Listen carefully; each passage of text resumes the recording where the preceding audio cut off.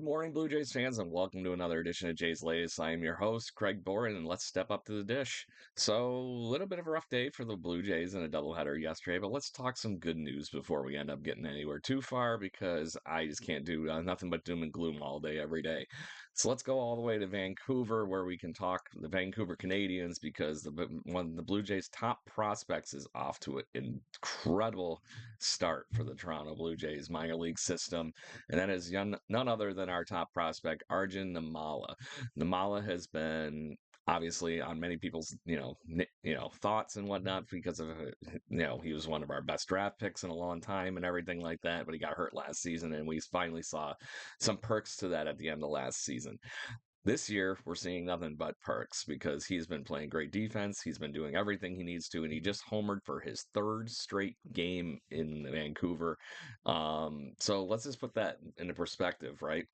He's raking in what is now the next level of single A, so A plus, if you will. Last year in Dunedin, he had some struggles. Clearly, even with a promotion, he's learned a lot and he is doing a really great job. And I look very forward to seeing what he can continue to keep doing. But the 60 grade power tool out of the 1060 scale for scouts is 60. Still looking very, very encouraging, and 3 home runs in a game. Our 3 home runs in 3 games is nothing to snuff at. He has just been destroying the baseball, but right now he's batting 289 with 5 home runs. He only hit 15 last year, I think. So he's moving right in the right direction. He played 80 some odd games last year and he had 15 home runs, and clearly is a third of the way there already in April. And they start a week later, so put that in perspective too. So let's talk about the rough. It's a Bronx Tale that we get to talk about today, and it's the Blue Jays can't wait to get out of the Bronx and out of Yankee Stadium. After pulling out the win in glorious fashion on Friday evening, the Blue Jays didn't play on Saturday, and then they obviously got destroyed by the New York Yankees in 2 games yesterday to the tune of 16-3 if you combine both scores in the games. But once again, it wasn't from lack of trying on the offensive side. The Blue Jays only had 2 hits with runners in scoring position out of 13, but they did have 11 hits during the game, had the ducks in the pond. They also had 3 walks.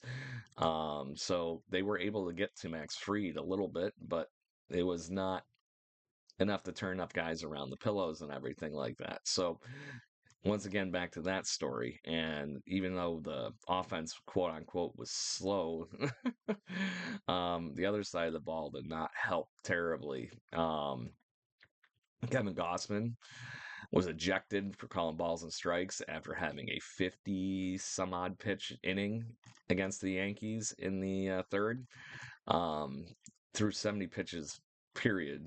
So it was what it was, but he gave up 6 earned runs, no home runs or anything. And then this is the one stat that was truly telling, I think, to Gossman's not this wild. And this is one of those things that giving up 5 walks for him. Yes, it could have been a bad day, but watching some of the videotape and stuff, he had some genuine gripes on calls that he would normally get from other umpires. So one hand in the other. I just hope he's okay after being clearly frustrated and still arguing balls and strikes and going to the dugout. He slipped in the dugout and kind of almost vanished to that point. And I just hope he's okay and didn't fall and get hurt or anything like that too, because that would be just mean and about our luck lately. Paxton Schultz and everybody come in afterwards, and in the midst of this, it just couldn't stop the bleeding. Josh Walker being the one that came in after him, and Dylan Tate, just not enough to stop the bleeding, and the Blue Jays get bled out for, like I said, 11 runs in the first game. Max Fried, like I said, after having a near no hitter the last time he was out, the Blue Jays were actually able to get to him. They just couldn't figure out that last bit to get guys home, and looked a little deflated at parts of this game. Schneider was also ejected around that same time as Gossman, so maybe it was a leader thing. Maybe it was that. I don't know, but it didn't light the fire underneath the Blue Jays' butts to get the bats woken up or to do better on the mound after that, because it was just rough to watch. But it was a double header too. So deploying the bullpen the way it was, I cannot argue with that, because at least we got the right people into a game where we're getting dusted already. They ate up the innings. Paxton Schultz had just like, once again looked pretty good, but it was ups and downs. Obviously, gave up 3 runs, so it was only so good you can take out of that. The second game, Blue Jays were completely silent in the plate. Anthony Santander's home run, his third of the season, was the only major highlight for the Blue Jays in game two. Um, as it goes, that's just the offense continuing to struggle. Um, only had 4 opportunities with runners in score position. Obviously, did not bring home one. Anybody in that situation. Seeing the solo blast by Anthony Santander was the only one. That was a heck of a home run, 104 miles an hour off the bat and 400 feet into the Yankee Stadium right field seats. So that is encouraging. I will give him that. At least Santander getting hot would help this lineup a lot. On the mound, Chris Bassett did Chris Bassett things for the most part, 8 innings, but gave up 4 earned runs. 2 of those were off home runs, and at the end of the day, giving up one to Trent Grisham literally to start the game off, basically for the offense for the Yankees, and then Aaron Judge, of course, off of Bassett. Later in the game, off of Chad Green, nonetheless. Young catching prospect for the Yankees, JC Escara, was able to hit his first major league home run. Of course, that happens in the Blue Jays late innings.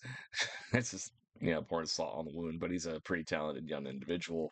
So it is what it is. But that was how the Blue Jays ended the ball game, was with that home run, basically. So not able to scrape enough offense together, along with having a pair of errors, both for Bo Bichette for throwing. So the one felt a little rushed, but still, it wasn't helping us in that ballpark. And I don't think any of them led the runs, but still, it was a rough day in the Bronx for the Blue Jays. Doubleheader sucked to begin with, and there was no favors to themselves in this whole thing. So, what do we do next? Hopefully, they can get back to basics a little bit here because they do get to travel home. So, the Blue Jays are off Monday evening. So, make sure you check them out Tuesday as the Red Sox come to town. It will be the Alejandro Kirk Bobble Arm day. So, make sure you line up early. Make sure you get there and get your cool prize because that is a fun one. I've never seen a bobblehead and a bobble arm. I mean, giveaway. So there you go. Obviously, a tip of the hat to our wonderful new catcher that's going to be here for a bit and his pitch framing art. So good deals. But the Blue Jays eventually, as of Tuesday, will be playing against the Red Sox, as I mentioned, and they get to face Garrett Crochet to start this off. Blue Jays have not announced who's going to pitch at this moment because I think this is technically Easton Lucas's turn in the rotation. So we'll see how that one all turns out and hopefully have that news for you tomorrow morning. If you missed yesterday's episode, make sure you check it out so you can check out what the bit that I did reporting at Not Guy Eddie from Twitter's fun of not enough people talk about John Olerud. So make sure you don't miss that.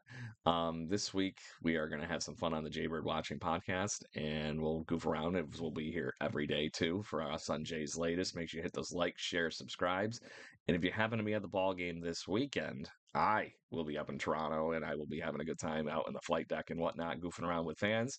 Make sure you find me. We will have some fun. Hit me up on Twitter at BirdwatchingGC and we'll talk it out. Until then, I hope you all have a great day and go Blue Jays.